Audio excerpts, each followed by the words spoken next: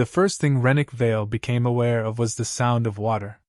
Not the roar of atmosphere tearing past the hull, not the shriek of alarms, not the particular silence that comes after an explosion when your ears are still ringing from the concussion of it, just water, moving somewhere nearby in a slow, patient rhythm. Waves. He didn't know how he knew the word for it. He didn't know how he knew much of anything. He opened his eyes to a ceiling the color of a pearl, soft light diffusing from somewhere he couldn't identify, no visible fixtures, no seams. A ceiling built by people who understood that the first thing a healing body should see is something gentle. He lay there for a long moment, simply breathing, cataloging the strange fact of his own existence, the weight of a blanket across his chest, the faint antiseptic sweetness in the air, the far-off hum of machinery tuned low enough not to intrude.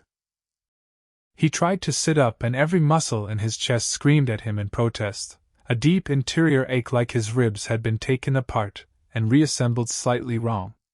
A soft chime sounded somewhere to his left, unhurried, almost polite, as if even the machines here had learned patience. "Easy," said a voice. "You've been asleep a long time. Your body still remembers how to be afraid of moving. Let's not startle it." He turned his head, that, at least, didn't hurt, and found her sitting in the chair beside his bed, close enough that she must have been there when he opened his eyes, not summoned by the chime at all. She was Vulpine. He knew that word too, the way he knew water and ceiling, without knowing how he'd come to own it. Reddish fur swept back from a face that was more angles than a human's, amber eyes flecked with gold, ears that tilted forward with focused attention.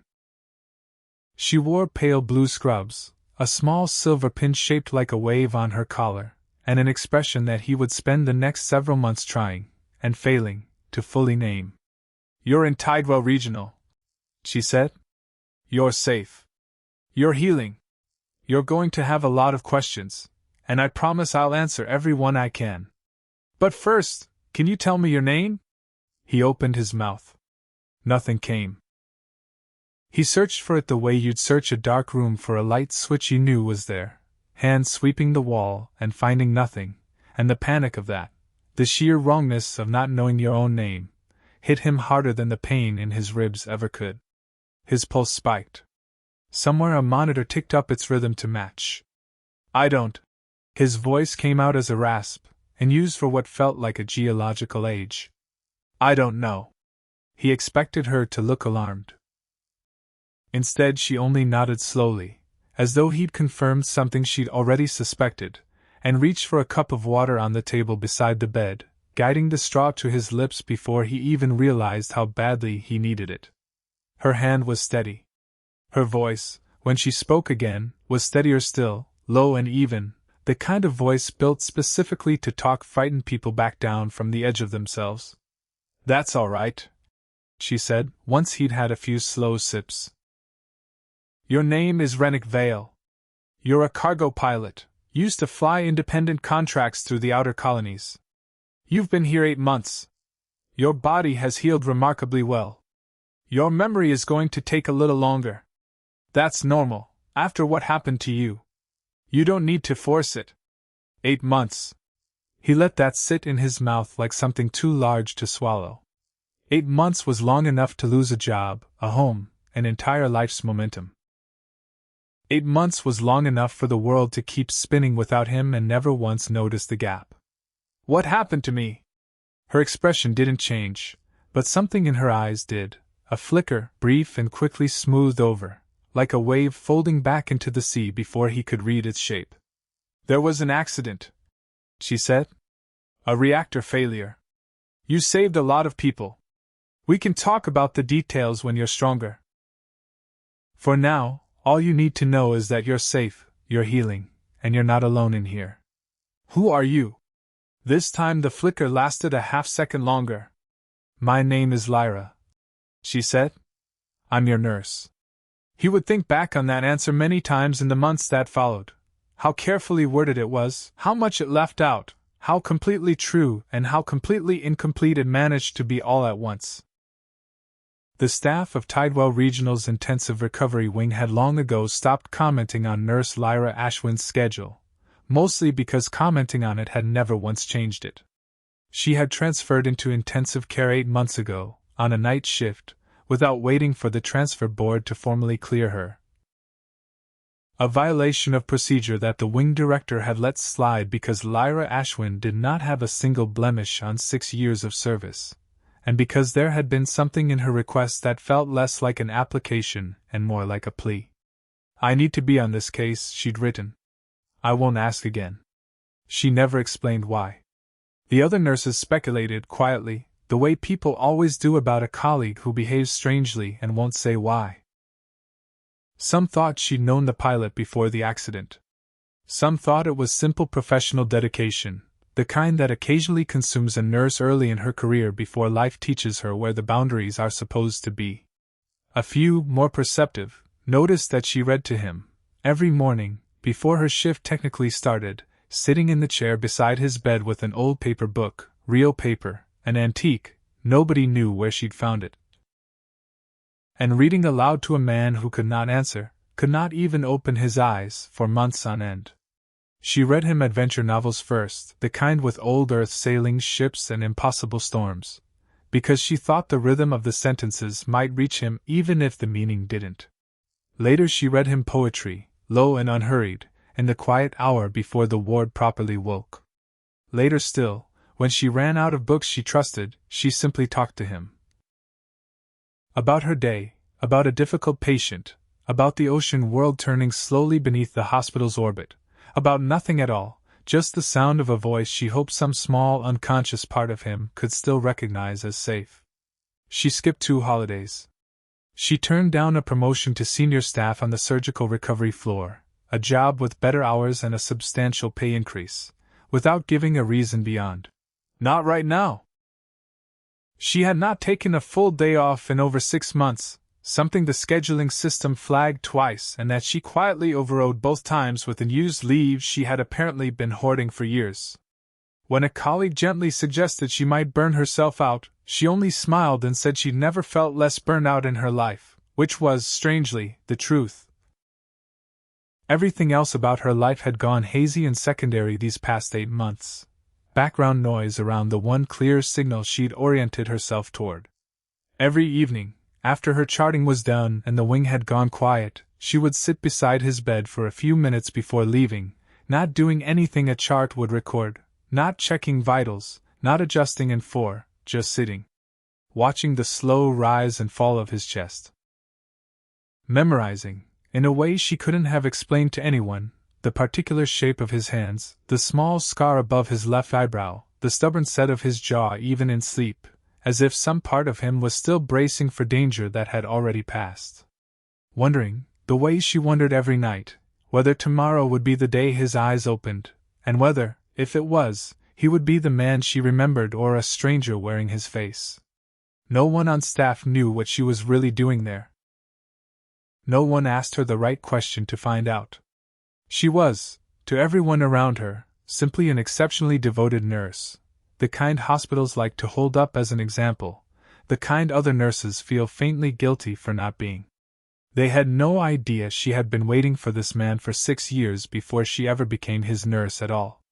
The weeks that followed Rennick's waking were, in his own private accounting, some of the strangest of what he assumed had been a strange life.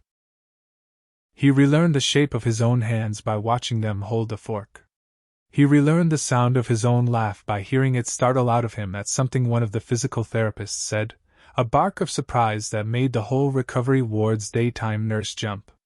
He relearned that he apparently liked his tea a particular way, dark, unsweetened, with a single curl of dried citrus peel steeped in at the end. Because Lyra brought him a cup exactly like that on his second morning awake, before he had told anyone, before he even knew he had a preference to state. "How did you know that?" he asked her, turning the cup slowly in his hands like it was evidence of something. "Lucky guess," she said, and did not meet his eyes for a beat too long to be entirely convincing. He noticed things like that. Small inconsistencies that didn't fit the shape of exceptionally devoted nurse. A category he might have accepted without question if he hadn't had 8 empty months and a newly rebuilding mind with nothing better to do than notice. She finished his sentences sometimes, before he'd found the words himself, the way you'd finish a sentence for someone you'd known for years, not a patient you'd been assigned 8 months prior.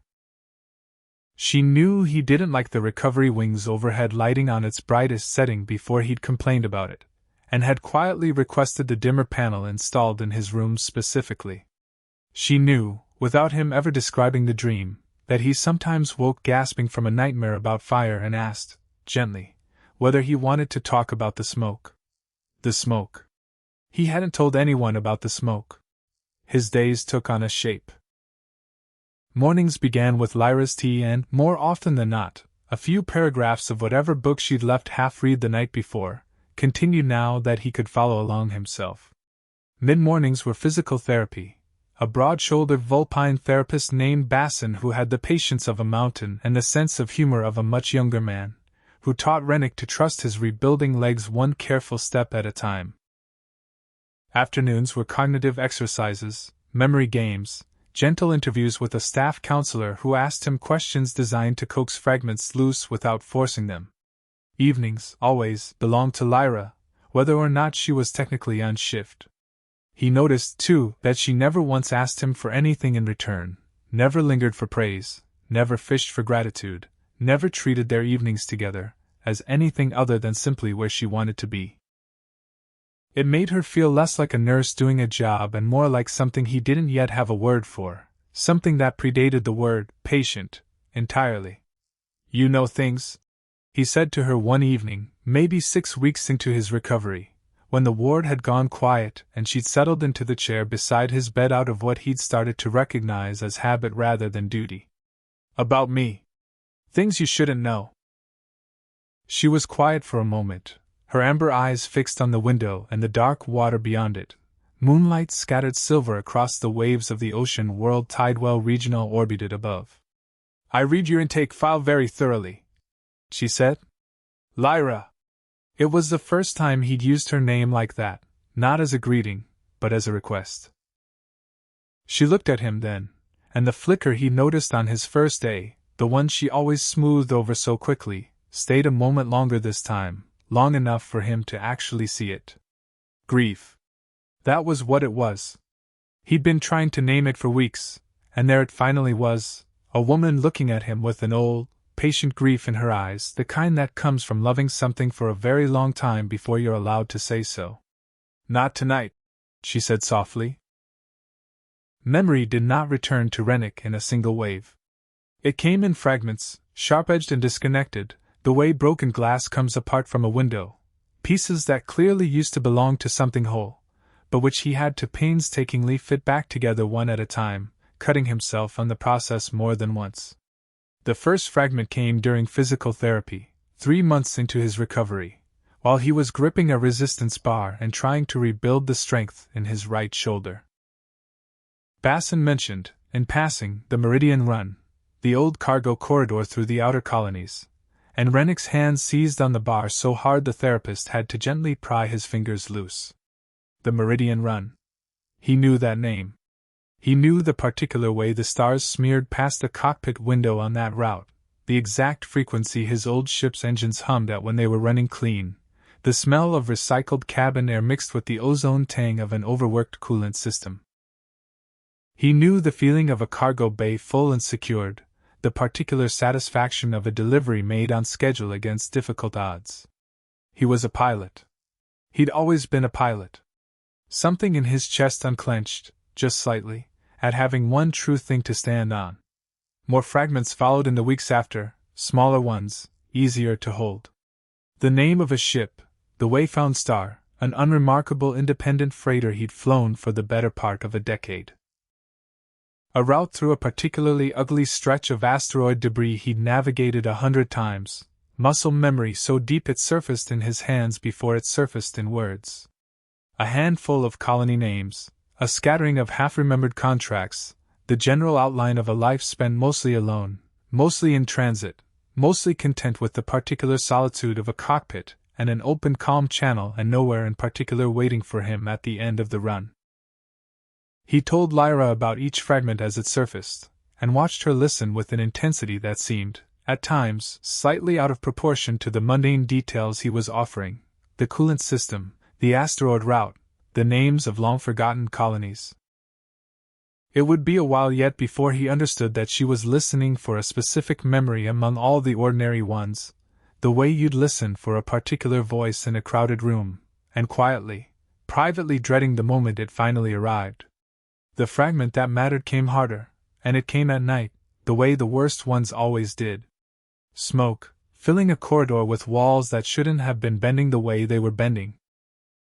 Alarms screaming in a language his body understood even when his conscious mind, present tense and 8 months removed, couldn't place it.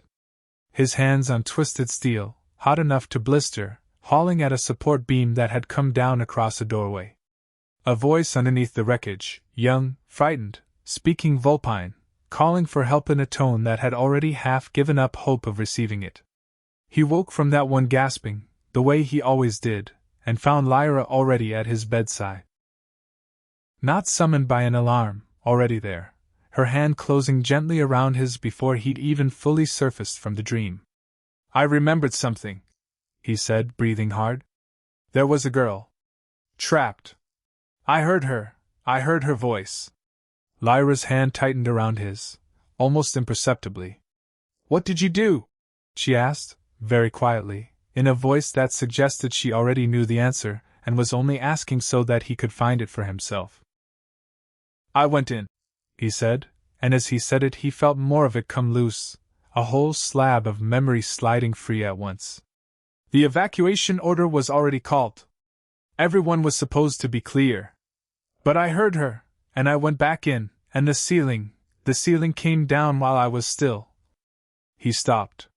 Looked at Lyra. Really looked at her, at the shape of her face in the low night light, at eyes that had gone very bright and very still. "It was you," he said. "Wasn't it? The research station. That was you, under the steel." She didn't answer with words. She didn't need to. The tears that had been sitting behind her eyes for 8 months, for longer than that, he would later understand, for 6 years longer than that, finally slid free, and she pressed the back of her free hand against her mouth like she could physically hold in the sound that wanted to come out with them. "I'm sorry," he said, an old reflex firing before he understood why, before the rest of the memory had even finished surfacing. "I remember.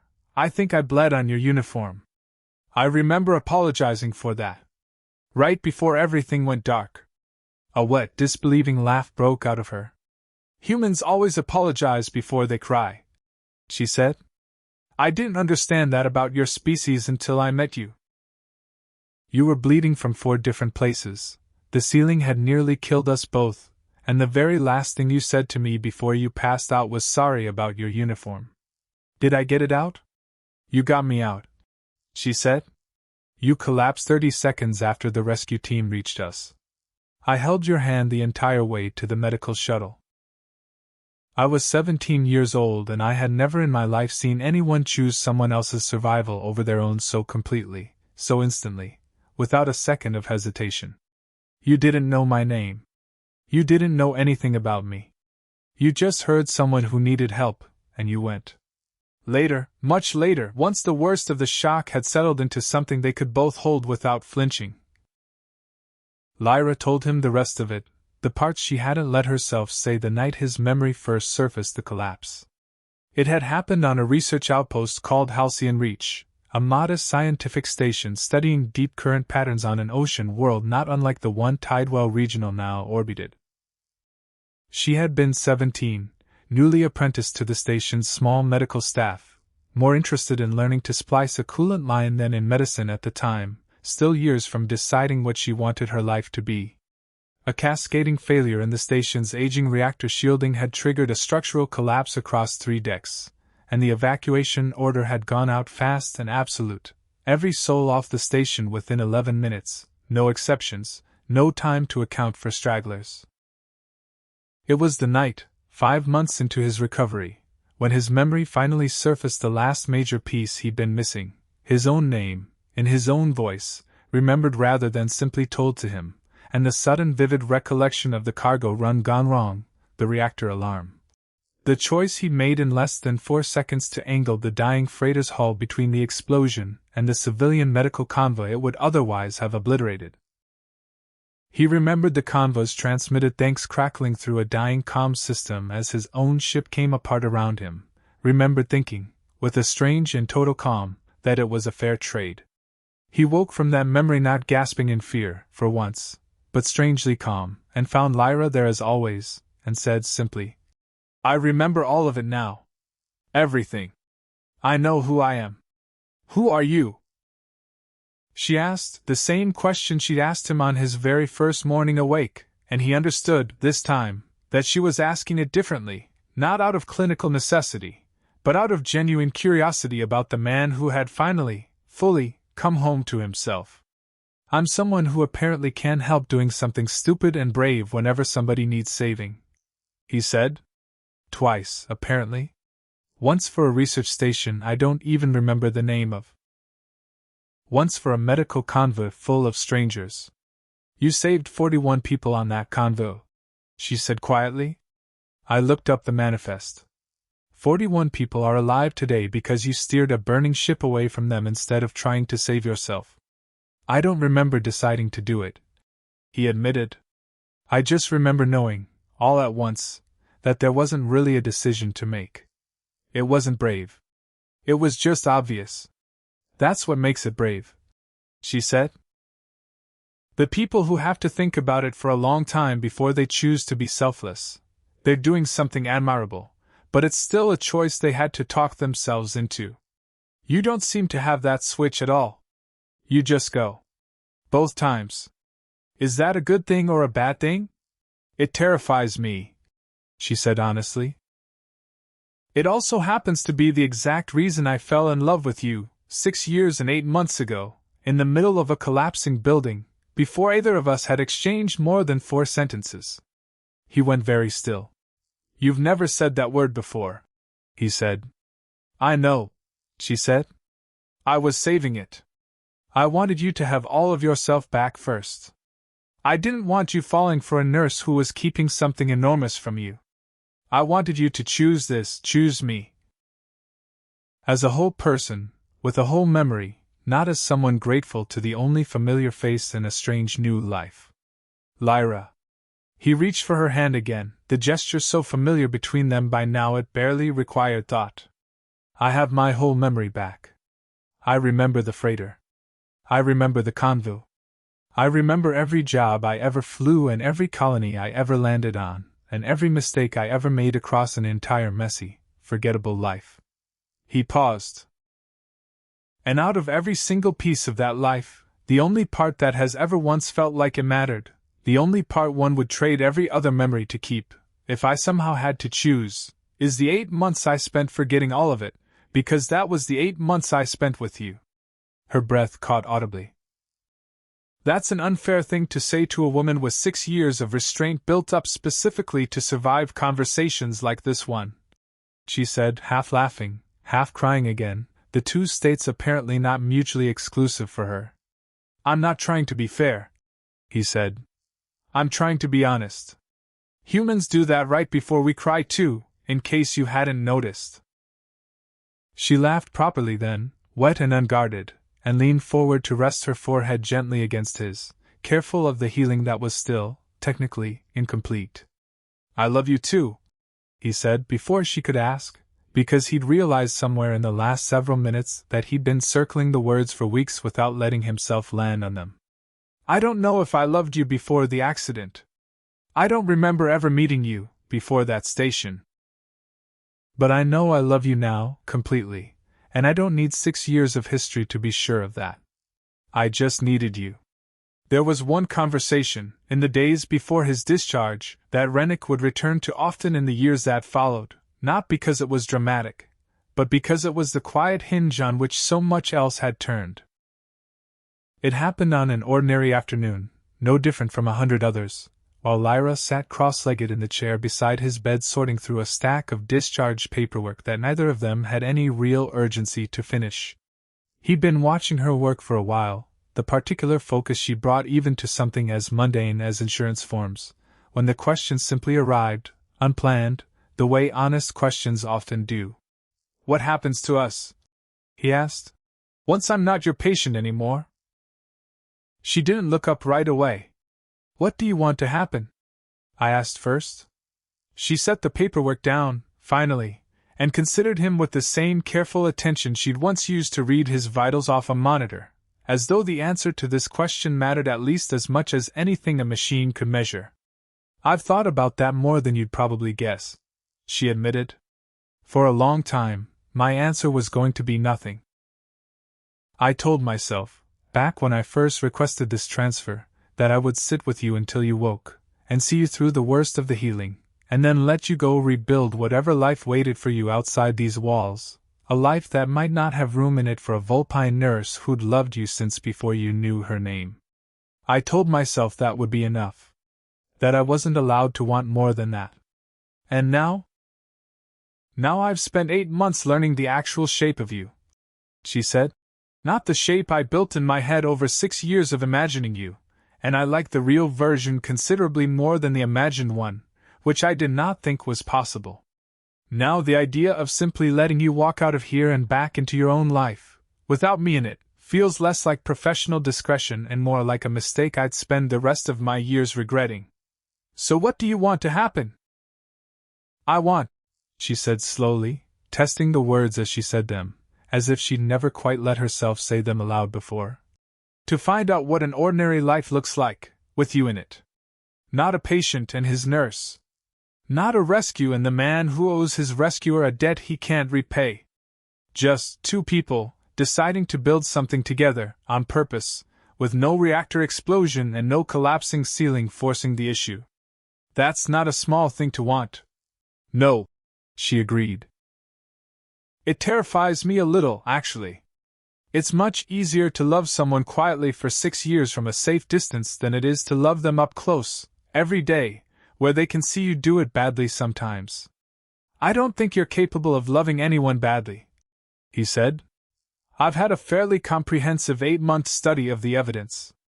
"Give it time," she said, though she was smiling now, the earlier gravity of the conversation loosening into something warmer. "I'll disappoint you eventually." "I forget appointments.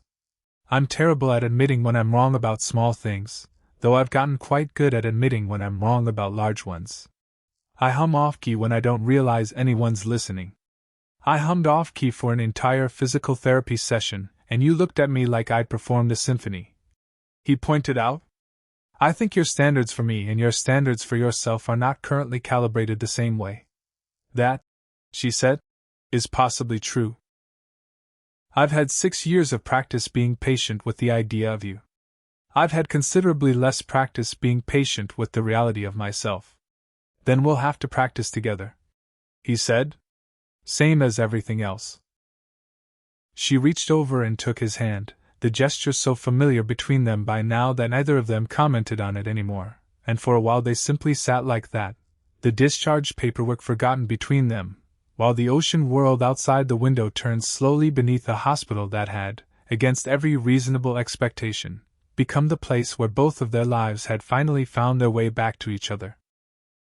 Word travels through a hospital ward the way tide moves through a harbor, slowly, then all at once.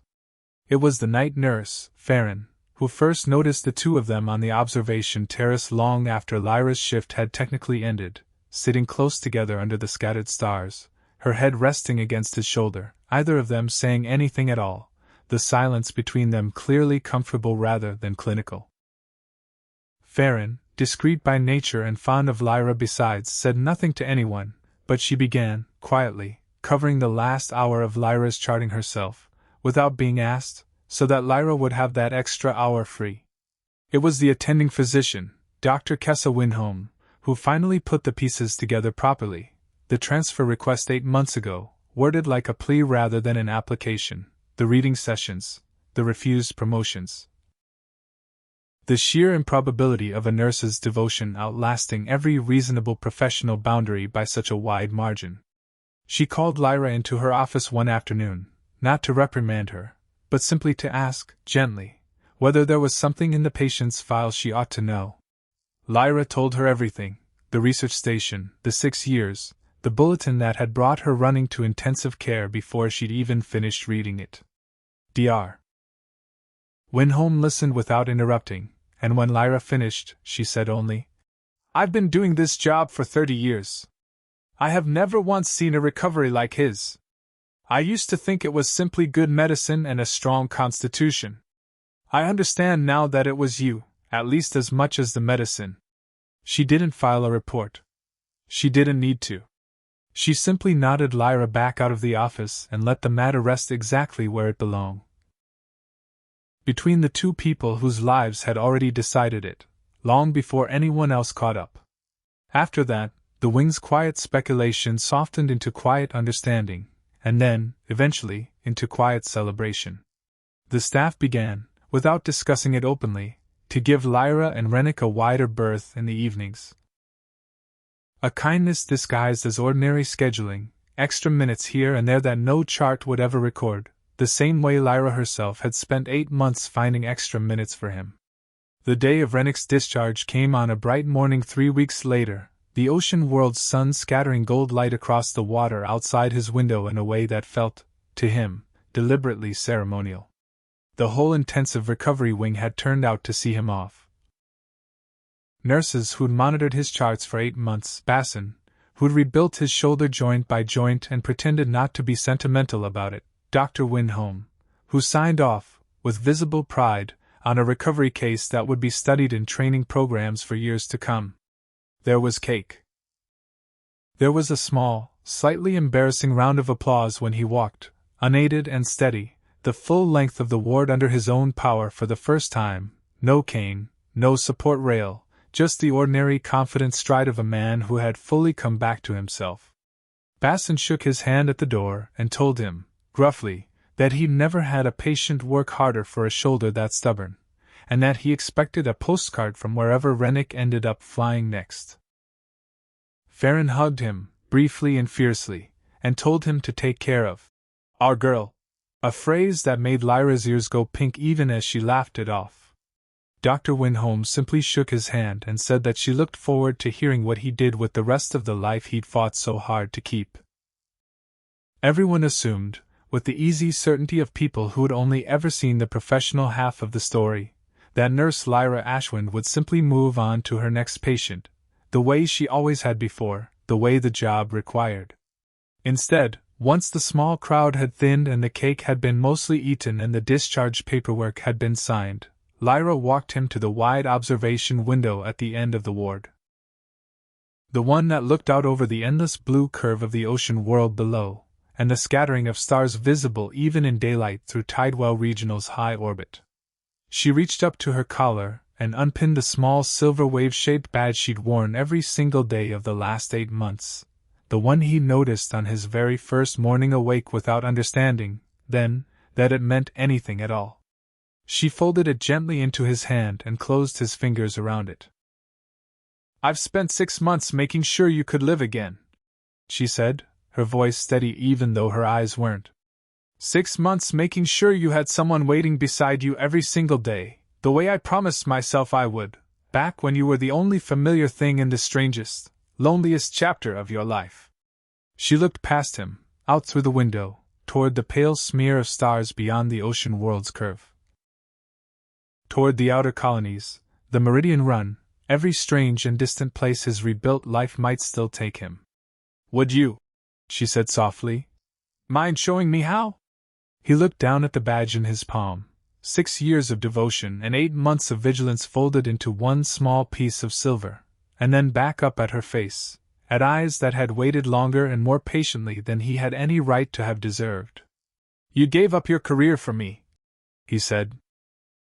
"Your whole life, waiting beside a bed I might never have woken up from." "I didn't give anything up," she corrected gently. "I finally spent it on something worth spending it on. There's a difference. I don't have a ship anymore," he said. "I don't have a job, or a home, or half the things a person's supposed to have figured out by my age.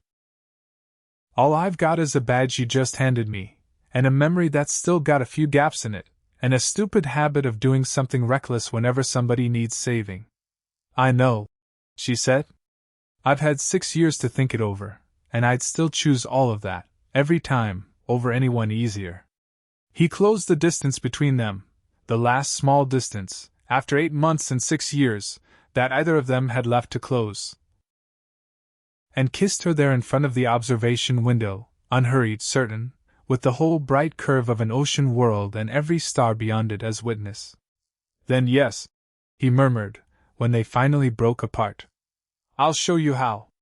Every day, for as long as you'll let me. They didn't leave that morning, in the end. There was no ship waiting at a dock, no dramatic departure, just the two of them, standing at a window, deciding together, without any need to rush it, what came next. Rennick took a small ground-side apartment on the ocean world below, close enough to the hospital that Lyra's shifts no longer had to dictate the entire architecture of their days. He spent his first weeks as a free man simply relearning the ordinary rhythms of a life that belonged to him again. Cooking meals he was surprised to remember how to make, walking the titterline in the early mornings, letting his rebuilt body remember what it felt like to move through the world without a wing of nurses monitoring the effort. Some evenings, Lyra came straight from her shift, still faintly smelling of antiseptic, and fell asleep on his shoulder within minutes of sitting down, and he learned that this, too, was a kind of intimacy. The plain, unglamorous trust of being someone's soft place to land after a hard day, rather than the object of dramatic devotion. He did not, in the end, stay grounded forever. 6 months after his discharge, a modest independent freight contract came through, nothing like the Wayfound Star, just a smaller local hauler working short routes between the ocean world and its nearer neighbors, work that let him fly without disappearing for months at a stretch. Lyra came to see him off on his first run, standing on the same low dock where, months earlier, he'd once imagined a departure that never happened. "You'll come back," she said. Not a question. "Every time," he said. "That's the whole arrangement, remember? Somebody's supposed to be waiting. I've had 6 years of practice," she said, smiling. "I think I can manage a few days." He kissed her before he boarded, unhurried, certain, the way he'd been certain of very little in his newly reassembled life except this. And when he lifted off that afternoon, banking the small hauler out over the curve of the ocean world, he looked back once at the dock and found her still standing there, one hand raised, watching him go the way she'd once watched him sleep for 8 silent months, patient, steady, and entirely sure he'd be back. The tide, far below, moved in its slow and ancient rhythm, out and then in again, the same sound that had been the very first thing he'd heard on waking. It had taken him 8 months to remember who he was, and 6 years for the woman who loved him to be brave enough to say so. But some things, he'd come to understand, were always waiting quietly nearby, patient as the sea, for exactly as long as it took 2 people to find their way back to each other. He always came back. She was always waiting. And between the two of them, that turned out to be the whole of what a life required. Years later. Enough of them that the small ground-side apartment had become a proper house, with a garden Lyra had stubbornly insisted on despite knowing almost nothing about growing things, and a dock of their own where Rennick's modestly larger hauler now sat between runs. A young Vulpine trainee at Tidewell Regional would ask Nurse Ashwind, during a slow overnight shift, why she kept a small silver wave-shaped pin on the shelf above her old locker instead of wearing it like the others did. Lyra considered the question for a while before answering, the way she considered most questions that mattered. "It was my first badge," she said. "The one I wore for 6 years before I gave it away." "Gave it away? To who?" "To someone who needed reminding that being waited for is its own kind of medicine," Lyra said. "One I happen to believe in more than most of the treatments in this building, as it turns out." The trainee, young and still new enough to the work to find everything about it faintly mysterious, didn't fully understand the answer. But she noticed, as she would notice many times over the following years, that Nurse Ashwind had a particular way of sitting with the harder cases, the ones who'd wake up frightened and disoriented, the ones with long roads ahead of them and no certainty of navigating them alone. A patience that seemed to come from somewhere deeper than training, somewhere personal, somewhere the trainee didn't yet have the life experience to name. She would understand it eventually. Most of them did, eventually, once they'd spent enough years in a place like Tidewell Regional, at someone's bedside, waiting for a light to come back on behind a stranger's eyes. Some tides go out for a long time. But they always, eventually, come back in.